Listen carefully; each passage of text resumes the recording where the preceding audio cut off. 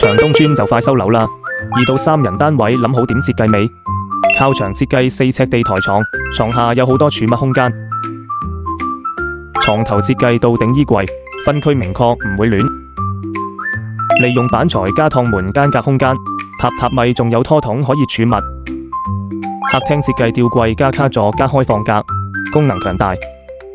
窗邊凹位設計書台書櫃，採光充足。電視機位設計隔山背板，慳空間又好睇。跟住設計到頂餐邊櫃，可移動伸縮餐台，超慳空間。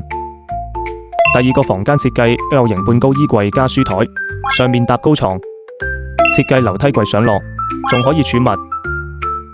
再利用板材加趟門間隔空間，門口設計到頂鞋櫃，再多鞋都擺得落。